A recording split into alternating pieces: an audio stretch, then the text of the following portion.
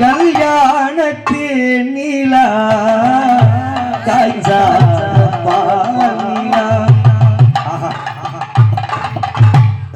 ஓ, ஆண் கோவப்பட்டால் பெண் விட்டு கொடுக்க வேண்டும், பெண் கோவப்பட்டால் ஆண் விட்டு கொடுக்க வேண்டும். ஏன் சொன்னா ஏன் குடு இன்பம், அதுதான் குடும்பமே. ஓ, நம்ம கிட்ட வந்து போச்சு சொல்லி எஸ்டா இரு இல்லைன்னா போடியா ஆகும் பேசலாம். ஆமா, நீ எவ்வளவு வேணாலும் பேசலாம். அதாவது தாய் போனா பாசம் போச்சு, ஆமா. தந்தை போனா வித்த போச்சு, வித்த போச்சு. ஆமா.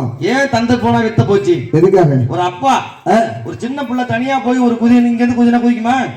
அப்பா குதிரை நான் பாத்துறேன்னு சொன்னா அப்பா இருக்காரு, பசங்க சண்டை போய் எங்க அப்பா கூட்டணும், அப்பா கூட்டம் அப்படின்னு சொல்லுவான்.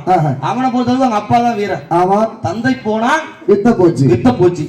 கூட போற சகோதரன் போனா பலம் போச்சு, பலம் போச்சு. ஆமா. ஆனா சம்சாரம் போனா சகலமும் போயிடும், சகலமும் போயிடும். ஆமா.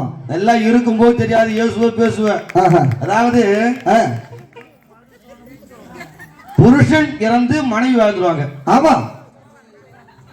மனைவி இறந்து புருஷன் வாழவே முடியாது, முடியாது. ஆமா. என்ன காரணம்? கணவன் போய் மனைவி இருந்தாங்கன்னு வச்சுக்க, அது பாஞ்சு மரிமோளம் தான் சரி. இங்க போவோம் அரிசியை கழுவோம், அங்க போய் உளுந்த கழுவோம், உங்க புள்ளிய வச்சுக்கணும், 2 பேரும் குணம் கொடுக்கும். இது வேலை செய்யினாலும் சோறு போட்டுருவாங்க அவங்க. கண்டிப்பா. இதுவே பொண்டாட்டி போய் கணவா நாள் வேணாம் 4 நாள் காலம் தள்ளி பாரு, ஐயோ ஐயோ ஏன்டா அந்த வாழ்க்கைய வாரோம் அப்படின்னு நினைப்பேன். கண்டிப்பா. 2 நாளைக்கு சின்ன மரிமோ சோறு போடுவோம். ஆமா. 2 நாள் என்ன சொல்றோம், என் அப்பவும் போய் வெளில கேட்க மாட்டானா, ஐயோ எதை வச்சாலும் சொல்றான், அங்க அனுப்புறோம். ஆமா. அங்க போய் என்னால முடியாதுன்னா ஆபீஸ் போனா அந்த வேலையை பார்ப்பனா, வீட்டு வேலையை பார்ப்பனா, அங்க போன்னு சொல்லுவோம். அப்பதான் நினைப்போம் என்னன்னு, அட மகராசி உன்னை தெருவா தெருத்தி அடிச்சது அடியா மகராசி. ஆமா. நீ போன அப்புறம் இந்த சோத்துக்கு வழியில்லாத போச்சே, ஆமா அப்படின்னு அப்பதான் நினைப்போம். ஆமா. அதனால மனைவி இருக்கும் போதே நிம்மதியா சந்தோஷமா கொண்டாட கத்துக்கணும். கண்டிப்பாக. கொண்டாட வேணாம், சந்தோஷமா இருந்தாலே போதும். அப்படியா சிவசக்தி அகத்தானி காட்சி கொடுத்தார்கள்.